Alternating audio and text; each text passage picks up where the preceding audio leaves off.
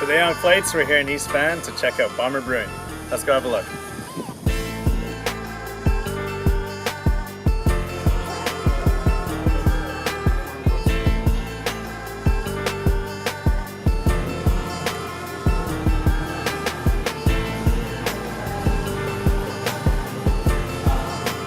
We've been calling it Bomber Brewing for years. As you may know, the brewery is named after our hockey team that Cam and I ended up on together, and Donnie was on it for about a season and a half. Yeah, most guys can say they play hockey in a beer league. You guys can say you play hockey for a beer team. We're a beer league hockey team that turned into a brewery, it's true.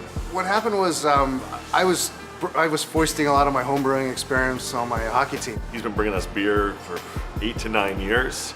He was brewing it himself at home, and then at Ambleside Brewing Company, and he'd bring us these stubby bottles of Pilsner. It's pretty much the exact same Pilsner we're drinking today. I'd bring a cooler full of like macro lagers, and I'd make a Pilsner or a ESB or something and make them try them and see what they thought. What clicked? What was the moment where you're like, let's do a brewery? One day, we're standing in the parking lot after a game, and Donnie and Blair and I are standing around having a beer, and Donnie literally just says to us, "You guys want to start a brewery?" And we go, "Yeah, sure." I always wanted to open a brewery, but I never presumed I would be the head brewer. I also didn't believe in opening a brewery and then getting job applications from brewers. I really believe that beer comes from a story. Beer authenticity comes with the people that are involved in it. So for me, it was serendipity when I met Blair and Cam and on the hockey team, and everything sort of fell into place. There was never this big master plan to one day open our brewery. I was just having a beer with them in the parking lot, drinking the beer that Blair made, and I said to them, I said, "You realize we already have a product here. We have a business. We just don't have walls yet." We started to look at how we could actually pull this off, and so we just looked at sort of our core group. I'm a creative director. Donnie's been running restaurants for 20 years and has a huge beer knowledge background. And Blair's been brewing for 10 years and or longer. And it just seemed like a great group to pull this together.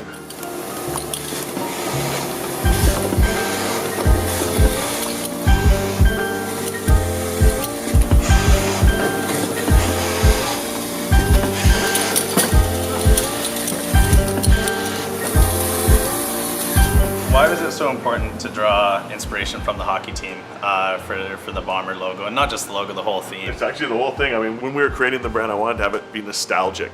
I wanted you to look at the labels and the cans and say like, "Oh, I've seen that forever."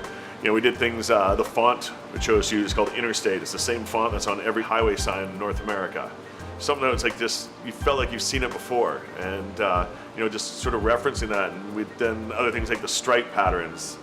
Those are just off the bottom rockers of our jersey. That's just, I pulled them straight from there. The tap handles, those are like our socks. So there's a bit of language I was pulling from there. We didn't want it to be overt. We didn't want to exclude anyone. If you didn't like hockey, you couldn't like Bomber. We wanted it to be inclusive, but we wanted just to have a feel of familiarity. Essentially, I tell people I like to make Blair's beer look good, sort of in a nutshell.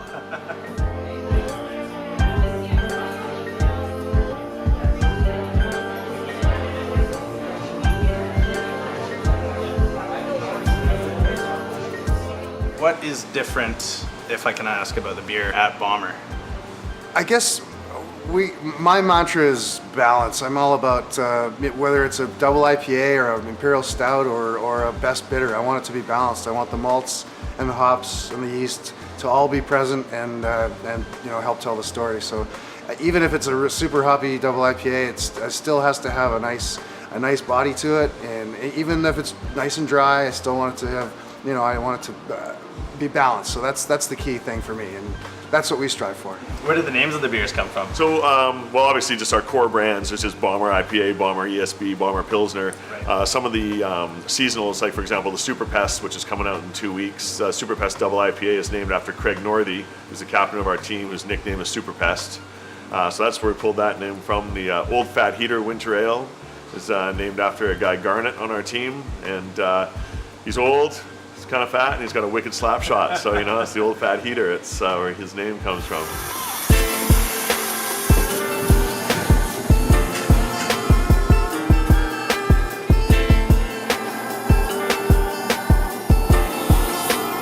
Last question. How do you make your mark on the neighborhood? We've always lived here, we've always been here. My relationships are here. My first apartment was off Commercial Drive, so I understand this neighborhood. And making our mark is, we just hope the beer speaks for itself. We're trying to be the best business people we can be, as conscientious to the neighborhood, you know, work as much as we can within our environment on the bike route, trying to be adaptable to what those customers need. So whether that's our hours, just the staff that we hire and work here and serve them. You know, we decided to make beer when we first started that was approachable and accessible. You know, so whether you're a connoisseur or whether you're a neophyte in beer and you just want to try something new, it's an approachable beer for you, and you're not going to be like, oh, this is way too much in any direction. It's work, it's hard work, but also it's like I don't complain coming in if I have to come in here 7 days in a week or working long hours. I mean, we've all put in long hours, and that's the best thing about running a brewery is it's total my passion. It's and so it just seems easy.